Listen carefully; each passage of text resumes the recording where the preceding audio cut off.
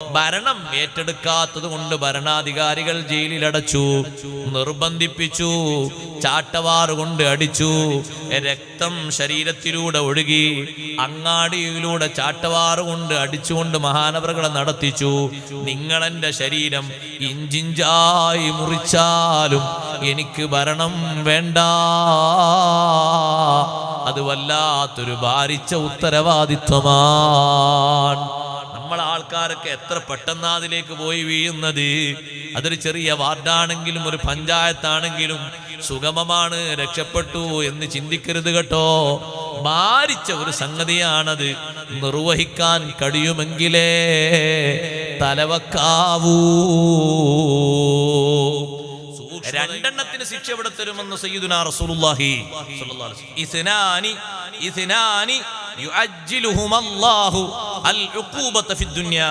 രണ്ട് കാര്യങ്ങൾ, അതിന്റെ ശിക്ഷ ദുനിയാവിൽ അല്ലാഹു തആല തരും. തന്നിട്ടേ അല്ലാഹു തആല കൊണ്ടുപോകും.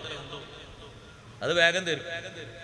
ആള് മരിക്കുന്നതിന് മുമ്പ് തന്നെ, മരിക്കുന്നതിന് മുമ്പ് ടൈം ഇട്ടില്ലെങ്കിൽ ഞാൻ മരിച്ചു കൊണ്ട കൊടുക്കും. അങ്ങനെയാണ്. രണ്ട് കാര്യങ്ങൾ. ഒന്ന് അൽ ബഗ്യു, അക്രമം, അരുത്. അതിന് ഫലം തന്നിട്ടേ കൊണ്ടുപോകും. അതെത്ര വലിയ ആളാണെങ്കിലും. ഒരുപാട് സ്വഹാബിമാരെയും താബീങ്ങളൊക്കെ കൊല്ലാകൊല നടത്തിയ ആളാണ് ഹജ്ജാജ് ഇബ്നു യൂസുഫ്. ഹജ്ജാജ് ഇബ്നു യൂസുഫ് നല്ല കാര്യങ്ങളും ചെയ്തിട്ടുണ്ട്.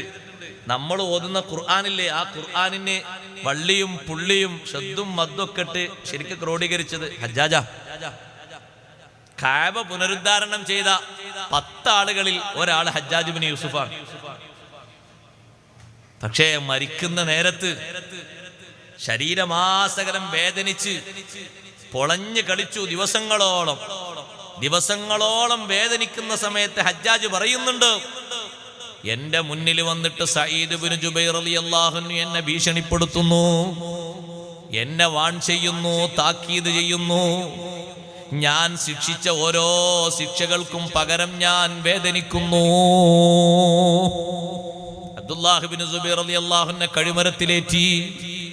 ഒരുപാട് മഹാന്മാരായ സ്വഹാബിമാരെ കൽത്തുറങ്കിലടച്ചു.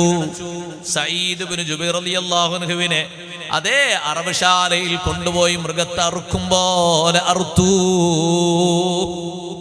ജാജ് പൊളഞ്ഞിട്ട് പറയാൻ, ഞാൻ ചെയ്ത അക്രമങ്ങൾക്കൊക്കെ ഉള്ള ഫലം ഞാൻ ഇങ്ങനെ അനുഭവിക്കാൻ വേദനിച്ചു കൊണ്ടുവയ്യ.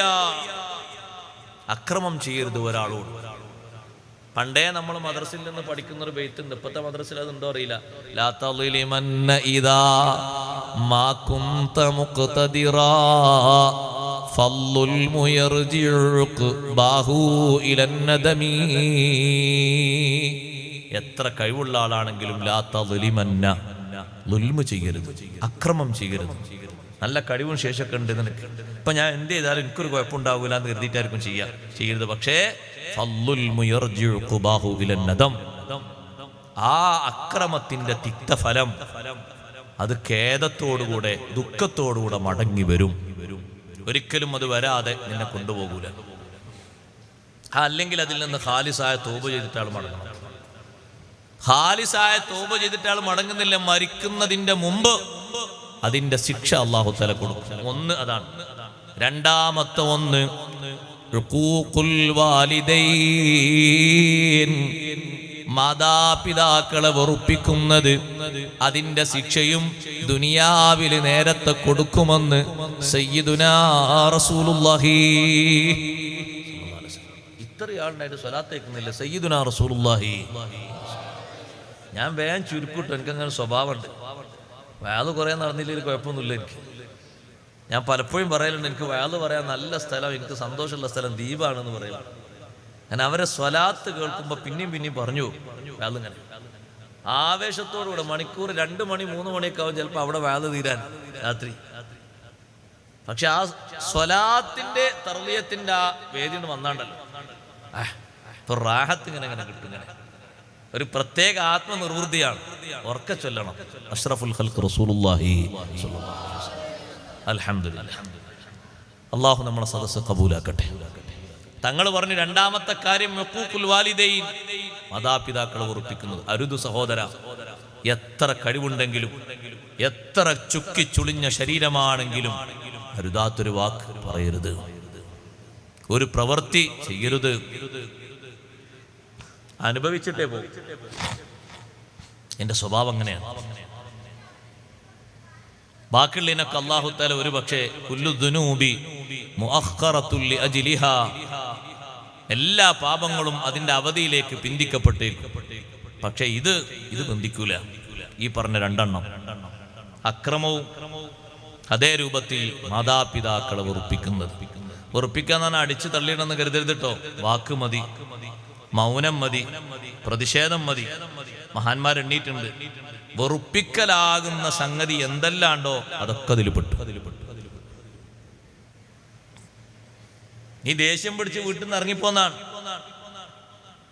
വാത്സല്യം തുളുമ്പി വരുന്ന നിന്റെ ഉമ്മ, നിന്റെ പരിരക്ഷകനായ ഉപ്പ നിന്നെ വിളിച്ചു, നീ അറ്റൻഡ് ചെയ്യുന്നില്ല. അറിയാ നിനക്ക് അവരാ വിളിക്കുന്നത്. പിന്നെയും വിളിച്ചു, നീ എടുക്കുന്നില്ല. അവരെ മനസ്സ് വേദനിച്ചോ? വേദനയാണ്. സുന്നത്തുസ്കാരം പോലും കൈയച്ചുകൊണ്ട് വിളിക്കുത്തരം ചെയ്യേണ്ട അത്രയും വലിയ മഹത്തുള്ള ആളുകൾ ലോകത്താരാള്. വേറൊരാൾ പറഞ്ഞ നമ്മുടെ ഒരു മുതലാളിയെ വിളിക്കണമെങ്കിൽ സുന്നത്തുസ്കാരത്തെ കൈയ്യേക്കാൻ പറ്റുമോ? സ്വന്തം ഗുരുനാഥനാ വിളിക്കുന്നത്, സുന്നത്തുസ്കാരത്തെ കൈയ്യേക്കാൻ പറ്റുമോ? സ്വന്തം ജ്യേഷ്ഠനാ സഹോദരനാ വിളിക്കുന്നത്, കൈയ്യേക്കാൻ പറ്റുമോ? ബാപ്പ വിളിച്ചു, ഉമ്മ വിളിച്ചു. എന്താണ് ആ വിളിൻ്റെ ഒക്കെ ഒരു മഹത്വം? ബാപ്പാന്റെ ഉമ്മാന്റെ ഒന്നും സമ്മതം വാങ്ങാതെ സ്വന്തം ഇഷ്ടപ്രകാരം കാര്യങ്ങളൊക്കെ നടത്തുന്ന സഹോദരങ്ങൾ, സഹോദരിമാർ ജാഗരൂകരാകണം. റബ്ബിന്റെ അദാബ് ചെറുതൊന്നുമല്ല കിട്ടുക. ഉമ്മാന്റെ മനസ്സ് വേദനിച്ചു, മകന്റെ സെലക്ഷൻ ശരിയായില്ല, മകളെ സെലക്ഷൻ ശരിയായില്ല, ഉമ്മാന്റെ ഉപ്പാന്റെ മനസ്സ് വേദനിച്ചു. ആ വേദനയുടെ ഫലം അനുഭവിക്കും സഹോദരൻ. അത് മുത്തുനബി സല്ലല്ലാഹു അലൈഹി വസല്ലം തങ്ങളുടെ വാക്കാണ്, നമ്മളാരും വാക്കല്ല. അതുകൊണ്ട് അതിവിടെ നേരത്തെ കിട്ടുന്നതാണ്. ഒരിക്കലും ഉണ്ടാകരുത്. നമ്മൾ നന്നായി ശ്രദ്ധിക്കണം, സൂക്ഷിക്കണം. വൽ അസുർ, കാലം തന്നെയാണ് സത്യം. കാലത്തിന്റെ പരിശുദ്ധിയും മറ്റുമൊക്കെ മനസ്സിലാക്കി ഉള്ള കാലം നല്ല രൂപത്തിലും ഭാവത്തിലും അമല് ചെയ്തുകൊണ്ട് നന്നാക്കണം. കുറഞ്ഞ കാലം കൊണ്ട് വലിയ അമല് ചെയ്ത എത്രയോ ആളുകളുണ്ട്. അവരെ നമ്മൾ മാതൃകയാക്കണം. കുറഞ്ഞ കാലമേ ജീവിച്ചിട്ടുള്ളൂ. പക്ഷേ അമല് നോക്കുമ്പോ സുബ്ഹാനല്ലാഹ്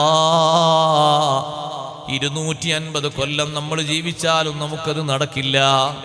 നിങ്ങൾ നോക്ക്, ഷാഫി ഇമാം റളിയല്ലാഹു അൻഹു ജീവിച്ചത് എത്ര വയസ്സാണ്? 54 വയസ്സല്ലേ ജീവിച്ചത്. ഹിജ്റ 150 ജനിച്ചു, 204 വഫാത്തായി. 54 വയസ്സ്. കുട്ടിക്കാലം ഒരു 6 വയസ്സങ്ങ് വിട്ടേക്കു, ഖുർആൻ ഹിഫ്ളാക്കുന്നത് വരെയുള്ള കാലം. പിന്നെ ബാക്കിയുള്ള കാലം എടുത്തോളൂ. കുറഞ്ഞ വയസ്സല്ലേ അതിലുള്ളത്. 10-47 വർഷക്കാലം. ആ 10-47 വർഷക്കാലത്തിൽ ഇമാം ഷാഫി റളിയല്ലാഹു അൻഹു മൊത്തം ഓതിയ പരിശുദ്ധ ഖുർആനിന്റെ ഖത്മിന്റെ കണക്ക് തന്നെ കൂട്ടി നോക്കുമ്പോൾ ഒരു അമലാ പറയുന്നത്, വേറുള്ളത് വേറെയുണ്ട്. 20,000-ലധികമുണ്ട് സഹോദരങ്ങളെ, ചെറുതല്ല. ഇമാമുൽ ആദം അബൂ ഹനീഫത്തുൽ കൂഫി റളിയല്ലാഹു തആല അൻഹു ജയിലിൽ വെച്ച് സുജൂദിലല്ലേ ഇമാമുൽ ആദം അബൂ ഹനീഫ തങ്ങൾ വഫാത്താകുന്നത്. സുജൂദിൽ നെറ്റി വെച്ച് ആ നെറ്റി പിന്നെ എടുത്തിട്ടില്ല, അങ്ങനെ തന്നെ വഫാത്ത് സംഭവിച്ചു. ആ സുജൂദിൽ നെറ്റി വെച്ച സ്ഥലത്തിരുന്നിട്ടാണ് സാധാരണ ഖുർആൻ ഓതാറുള്ളത്. ജയിലിലെ വാർഡന്മാരതൊന്ന് കണക്കുകൂട്ടി നോക്കി. എന്തിനാ ജയിലിലായത് എന്നറിയോ? ഭരണം ഏറ്റെടുക്കാത്തത് കൊണ്ട് ഭരണാധികാരികൾ ജയിലിലടച്ചു, നിർബന്ധിപ്പിച്ചു, ചാട്ടവാറ് കൊണ്ട് അടിച്ചു, രക്തം ശരീരത്തിലൂടെ ഒഴുകി, അങ്ങാടിയിലൂടെ ചാട്ടവാറ് കൊണ്ട് അടിച്ചുകൊണ്ട് മഹാനവറുകളെ നടത്തിച്ചു. നിങ്ങളെന്റെ ശരീരം ഇഞ്ചിഞ്ചായി മുറിച്ചാലും എനിക്ക് ഭരണം വേണ്ട. അത് വല്ലാത്തൊരു ഭാരിച്ച ഉത്തരവാദിത്വമാണ്. നമ്മളെ ആൾക്കാരൊക്കെ എത്ര പെട്ടെന്ന് അതിലേക്ക് പോയി വീഴുന്നത്. അതൊരു ചെറിയ വാർഡാണെങ്കിലും ഒരു പഞ്ചായത്താണെങ്കിലും സുഗമമാണ്, രക്ഷപ്പെട്ടു എന്ന് ചിന്തിക്കരുത് കേട്ടോ. ഭാരിച്ച ഒരു സംഗതിയാണത്. നിർവഹിക്കാൻ കഴിയുമെങ്കിലേ തലവക്കാവൂ. സൂക്ഷ്മതയുള്ള മഹാന് പറഞ്ഞു, എനിക്കത് വേണ്ട. നിങ്ങൾ എന്നെ എത്ര ശിക്ഷിച്ചാലും ഞാനത് സ്വീകരിക്കില്ല. ഭരണാധികാരികൾ ജയിലിൽ അടച്ചപ്പോഴും ഖുർആനോത്തിന് മാറ്റമില്ല. സുജൂദിൽ നെറ്റിവെച്ച് ആ കിടക്കുന്ന സ്ഥലത്ത് ഖുർആനോദിയ ഖത്മിന്റെ എണ്ണം 7000 സുബ്ഹാനല്ലാഹ്. ഒരു ഖത്മു തീർത്തേടത്ത് മരിക്കാൻ കഴിഞ്ഞാൽ തന്നെ നമ്മൾ ഭാഗ്യവാന്മാരായില്ലേ? റൂഹ് പിരിയുന്ന സ്ഥലത്തിന്റെ പരിശുദ്ധി അറിയുമോ? ആ സ്ഥലത്ത് ഇരുന്നു കൊണ്ട് അള്ളാന്റെ ഖുർആൻ ഓതി തീർത്തത് 100 അല്ല, 1000 അല്ല, 7000. ജയിൽവാസത്തിലും അവർക്ക് ടൈം പാസ് ഖുർആൻ തന്നെ. ഏതൊരാൾക്ക് നേരം പോക്കിന് എന്ത് വേണോ? വിശുദ്ധ ഖുർആന് പോലെ നേരം പോക്കിന് പറ്റുന്നൊരു ടൈം പാസിനുള്ള മധുരമുള്ളത് അല്ലാഹുവിൻ്റെ ലോകത്ത് വേറെ ഇല്ലേ ഇല്ല. നേരം പോക്കിന് എന്തിനാ കൂട്ടുകാരൻ? നേരം പോക്കിന് ഖുർആൻ തന്നെ ധാരാളമാണ്. അതുകൊണ്ടല്ലേ പഴയകാലത്തെ ഉലമാക്കൾ പറഞ്ഞത് മൻ അറാദ മൂനിസൻ ഫയക്ഫീൽ ഖുർആൻ. ടൈം പാസിന് ഒരു സുഹൃത്തിനെ വേണോ? അവന് ഖുർആൻ മതി. ദുനിയാവിൽ ഖുർആൻ കൊണ്ട് നേരം പോക്കുന്ന മഹാന്മാർ ഖബറിലെത്തുമ്പോഴും ഖുർആനാണ്. കൂടുതൽ ഖുർആൻ ഓതിയ മഹാനുഭാവനല്ലേ സാബിത്തുൽ ബുനാനി റളിയല്ലാഹു അൻഹു, അനസ് റളിയല്ലാഹു അൻഹുവിന്റെ അരുമ ശിഷ്യൻ. ആ സാബിത്തുൽ ബുനാനി തങ്ങളെ മറവ് ചെയ്തിട്ട് മീസാൻ കല്ലൊക്കെ വെച്ച് ആളുകൾ ഇങ്ങനെ ചുറ്റുഭാഗത്തൊന്നും പിരിയാൻ നോക്കുമ്പോ യസ്മഊന തിലാവത്തൽ ഖുർആനി മിൻ ഖബരിഹി, മഹാനവർകളെ ഖബർ ഷരീഫിൽ നിന്ന് ഖുർആനോത്ത് കേൾക്കുന്നു. ദുനിയാവിലെ അവരെ നേരം പോക്ക് ഖുർആനാണ്. അത് തന്നെയാണ് അവർക്ക് ഏകാന്ത ജീവിതത്തിലും അവർക്ക് സന്തോഷവും വെളിച്ചവും നൽകുന്നത് ഖുർആനാണ്. ഓ സഹോദരങ്ങളെ, ആ പരിശുദ്ധ ഖുർആന് ചുരുങ്ങിയ കാലത്തെ ജീവിതത്തിൽ എത്ര ഓതി? ഇഷ്ടം പോലെ ഓതിയില്ലേ മഹാന്മാർ? 45 കൊല്ലം ജീവിച്ച ഇമാമുൻ നബവി റളിയല്ലാഹു അൻഹു അല്ലാഹുവിന്റെ ദീനീ ഖിദ്മത്ത് ചെയ്തത് കൂട്ടി നോക്കുമ്പോ അസാധ്യമാകുന്ന രൂപത്തിലല്ലേ ഖിദ്മത്ത് ചെയ്തിരിക്കുന്നത്. മഹാനവർകൾ എഴുതിയ കിതാബുകൾ ഓരോന്നും പരിശോധിച്ചാൽ ഓരോ ദിവസത്തേക്ക് കണ്ട് ഒരു പേജിലധികം ഖിദ്മത്ത് ചെയ്തത് എണ്ണിക്കണക്കാക്കാം. 45 കൊല്ലമാണ് ജീവിച്ചത്. പക്ഷേ ചെയ്ത അമലോ 400 വർഷത്തെ അമലുണ്ട്. പോയിന്റ് മറക്കരുത്. കുറഞ്ഞ കാലമാണെങ്കിലും കൂടുതൽ അമൽ ചെയ്യുക. അല്ലാഹു തആല തൗഫീഖ് തരട്ടെ. അതിനെന്താ മാർഗം എന്നറിയോ? നിയ്യത്ത് നന്നാക്കുക. ഏത് ചെറിയ അമലിലും വലിയ അമലിലും നിയ്യത്ത് നന്നാക്കുക. ഹുസ്നുൻ നിയ്യ, നിയ്യത്ത് എപ്പോഴും നന്നാക്കുക. എന്നാ ചെയ്യുന്ന അമലൊക്കെ വലിയ വലിയ അമലായി മാറും. അഖ്ലിസ് ഖൽബക് യക്ഫികൽ അമലുൽ ഖലീൽ. നിന്റെ മനസ്സ് നീ നിസ്വാർത്ഥമാക്കണം എപ്പോഴും. എന്നാ കുറഞ്ഞ അമല് തന്നെ മതി. അത് വലിപ്പുണ്ടാവും, വലിയ വലിപ്പുണ്ടാവും. കുറഞ്ഞ അമൽ തന്നെ മതി, വലിയ വലിപ്പുണ്ടാവും. നിയ്യത്ത് നന്നാക്കുക. ഓരോന്നിനും നിയ്യത്ത് നന്നാക്കുക. അപ്പൊ ഇഷ്ടം പോലെ കിട്ടും, ഒരുപാട് ദറജ കിട്ടും. അഷ്റഫുൽ ഖൽഖ് സല്ലല്ലാഹു അലൈഹി വസല്ലം തങ്ങൾ പറഞ്ഞില്ലേ, ബദറിലെത്തിയ സ്വഹാബത്തിനോട് പറഞ്ഞു, ബദറിലെത്തിയ ആളുകളോട് 300 ചില്ലറ മഹാന്മാരോട് പറഞ്ഞു, മാ ഖതഅതും വാദിയൻ വലാ ശിഅബൻ. നിങ്ങളൊരു മരഞ്ചലവും മുറിച്ചു കടന്നിങ്ങോട്ട് വന്നിട്ടില്ല, ഒരു കുന്നും മലയും കയറി വന്നിട്ടില്ല. നിങ്ങളെപ്പോലെ വരാൻ ആഗ്രഹിച്ചിട്ട് വരാൻ കഴിഞ്ഞില്ലല്ലോ എന്ന രീതിയിൽ കഴിയുന്ന കുറെ ആളുകൾ മദീനത്തുണ്ട്. നിങ്ങളെപ്പോലെ കൂലി അള്ളാഹു അവർക്കും കൊടുക്കും. എങ്ങനെ? നിയ്യത്ത് നന്നാക്കിയിട്ടാ. ഉസ്മാൻ റളിയല്ലാഹുവിന്റെ ബദറിൽ പോയിട്ടുണ്ടോ? ബദരീങ്ങളിൽ ഉണ്ടെന്നില്ലേ നമ്മള്? ഉസ്മാൻ റളിയല്ലാഹുവിന്റെ ബദറിൽ പോയിട്ടില്ല. ഉസ്മാൻ റളിയല്ലാഹുവിന്റെ പത്നിക്ക്, ഭാര്യക്ക് സുഖമില്ലാതെ മഹാനവറുകൾ മദീനത്തായിരുന്നു. ബദർ കഴിഞ്ഞ് വരുമ്പോ ആ ഭാര്യ വഫാത്തായി. അവരെ ഖബറടക്കുന്ന സമയത്താണ് നബി സല്ലല്ലാഹു അലൈഹി വസല്ലം തങ്ങൾ മദീനയിൽ എത്തുന്നത്. പക്ഷേ ബദരീങ്ങൾ എണ്ണുമ്പോൾ ഉസ്മാൻ റളിയല്ലാഹുവിനെ എണ്ണുന്നില്ലേ? അങ്ങനെ എത്ര ആളുകളുണ്ട്. അവര് നിയ്യത്ത് നന്നാക്കിയപ്പോൾ ആ വലിയ സ്ഥാനം, ചെറിയ സ്ഥാനം എന്നുള്ളത്, അസ്ഹാബുൽ ബദറിൽ അവർക്ക് സീറ്റ് കൊടുത്തു.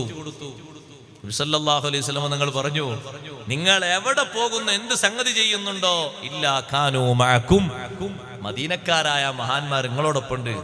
അവരറിയില്ല നമ്മൾ ഇതിനാ വന്ന് യുദ്ധത്തിന് വന്നതല്ലല്ലോ, പുറപ്പെട്ടല്ലോ, പിന്നെ അങ്ങനെ ആയി മാറിയതല്ലേ, അള്ളാഹുവിന്റെ കഥ അങ്ങനല്ലേ വന്നത്. പക്ഷെ ചെറിയൊരു സൂചന കിട്ടിയിട്ടുണ്ടെങ്കിൽ അവരവിടെ നിൽക്കൂല, അവർ ഓടി വരും. അവരാഗ്രഹിക്കുന്നുണ്ട്, എവിടുക്കാ നമ്മൾ പോയതെന്ന് എന്നും അന്വേഷിക്കുന്നുണ്ട്, നമ്മളോടൊപ്പം തന്നെ ആകണമെന്ന് എപ്പോഴും ആഗ്രഹിക്കുന്നുണ്ട്. അതുകൊണ്ട് അവർക്കും ആ സ്ഥാനം അങ്ങോട്ട് കൊടുത്തു, ബദരീങ്ങളുടെ മഹത്വം കൊടുത്തു. നമ്മൾ നീയത്ത് നന്നാക്കണം. ചെറിയ അമലുകളാണെന്ന് കരുതി ഒഴിവാക്കരുത്. ചെറുതിലായിരിക്കും ഒരു പക്ഷേ വലിയ സ്വീകാര്യതയുണ്ടാകുക. ഏത് ചെറുതിനെയും പരിഗണിക്കണം. കുറഞ്ഞ കാലം കൊണ്ട് കൂടുതൽ അമലുകൾ ചെയ്യണം. അല്ലാഹു തആല തൗഫീഖ് തരട്ടെ. വൽ അസ്രി, വൈകുന്നേര സമയം തന്നെയാണ് സത്യം. അത് മറ്റൊരു തഫ്സീറാണ്. വൈകുന്നേര സമയം, സമയങ്ങളുടെ കൂട്ടത്തിൽ ഏറ്റവും മൂല്യമുള്ള സമയം വൈകുന്നേര സമയമാണ്. വൈകുന്നേര സമയത്തിന് വലിയ ബറക്കത്തുണ്ട്. വൈകുന്നേര സമയം സഹോദരങ്ങളെ ഉറങ്ങാൻ പറ്റാത്ത നേരമാണ്. അതാ പുസ്തകങ്ങൾ പറയുന്നത്, ഉറങ്ങാൻ പറ്റാത്ത നേരമാണ്. ഉണർന്നിരിക്കേണ്ട നേരമാണ് അസുറിന്റെ നേരം. ഉറങ്ങാൻ പാടില്ല. അസുറിന്റെ ശേഷം ഉറങ്ങലും നന്നല്ല, ഉറങ്ങുന്ന പോത്തെ അപ്പണി ചെയ്യല്ല. ഞാൻ വിളിച്ചതല്ല കേട്ടോ, തഴവാ ഉസ്താദ് വരിയിൽ അങ്ങനെ എഴുതി. നിങ്ങൾ എന്നെ വിമർശിക്കണ്ടാരും. ആ ഉറങ്ങുന്ന ആൾ അങ്ങനെയാണ് വിളിച്ചത്, ഞാൻ എഴുതിയതല്ല. തഴവാ ഉസ്താദ് അങ്ങനെ എഴുതിയത്. തഴവാ ഉസ്താദിന് അല്ലാഹു ദർജയേറ്റി കൊടുക്കട്ടെ. ഒരുപാട് മസലകൾ നമ്മുടെ സമൂഹത്തിന് സംഭാവന ചെയ്ത മഹാനല്ലേ. അസറിന്റെ ശേഷം ഉറങ്ങുന്നത് ഒരു ബുദ്ധിക്ക് കുറവ് വരുത്തുന്ന ഒരു സംഗതിയാണ്. അസറിന്റെ ശേഷം ഉറങ്ങരുത്. വലിയ ക്ഷീണമൊക്കെ ഉണ്ടാകുന്ന ആൾക്കാർ ഉറങ്ങും. അത് പിന്നെ പരിധിക്കപ്പുറമാണല്ലോ. രോഗികള്, അതുപോലെ തന്നെ കുട്ടികൾ, വലിയ ക്ഷീണമുള്ള ആൾക്കാരൊക്കെ ഉറങ്ങും. നമ്മൾ അവർ ഇടങ്ങേറാക്കണ്ട. അതൊരു പതിവായി നിൽക്കരുത്. ഒരു 3 മണിക്ക് അങ്ങോട്ട് ഉറങ്ങിയിട്ട് പിന്നെ ഒരു 5 മണിക്ക് എഴുന്നേൽക്കുക, അങ്ങനെ ആകരുത്. ഒരു 3 മണിക്ക് നിങ്ങൾ ഉറങ്ങുകയാണെങ്കിൽ തന്നെ അസ്രാൻ കൊടുക്കുമ്പോഴേക്ക് എഴുന്നേൽക്കണം. പിന്നെ അങ്ങോട്ട് പോകരുത് എന്നർത്ഥം.